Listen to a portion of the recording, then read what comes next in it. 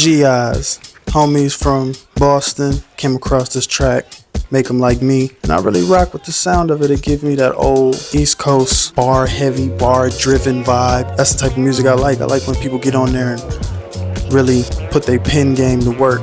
That's the energy I got from that track. The concept that we had for the video was really based off of an energy that he wanted that was really geared towards something more inner city, something more street. So I was like, yo, let me see what I can do to put that together. I was like, I like this energy, and I can definitely put together some of that gritty energy that you want. The location for the video, I actually shot a video there before to a song I got called Vanity with me and my homeboy Baby Boy. So when he told me he wanted something gritty and street, I knew the perfect location to get his video shot. The planning piece for this was like really streamlined, and I think that's like really a pro when it comes to working with a lot of artists, because I've done a lot of music videos for my own music. So I know a lot of where I could film and get that energy that a lot of these artists be wanting for their videos. Your boy was rocking the Jordan 3 I'm on my years while you were sleeping. You know what I mean? This is actually the first and only time that I wore them.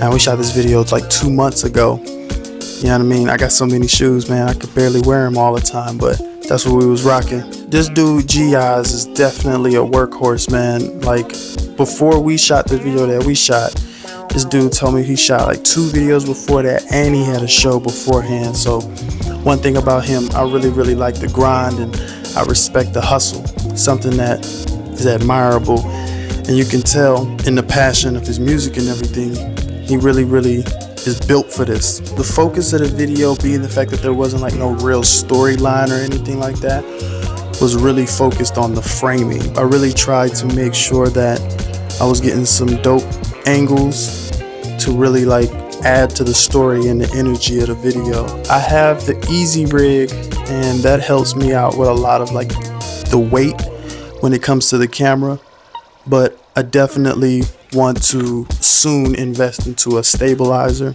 to help me get some more of those smooth panning type of shots. In the video, there was a shot where we were panning the camera from his feet on up to his face, and I had to do a lot of warp stabilization in post to get that smooth. When I'm a firm believer, if you get it while you're shooting, it just makes the whole post-production process that much easier. So definitely going to invest in, I've been looking at Ronins.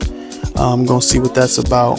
When we were shooting the video, obviously, I've said this in many videos, your boy is definitely like a one-man band stand out here. So there was a part where I had Eyez holding the color checker, and it just goes back to, I say this in every single video, it's crazy how much artists don't really understand the intricacies of film production, and you know, going in and explaining to them that, yo, this is a color checker, this is used to get the correct colors when I go and edit.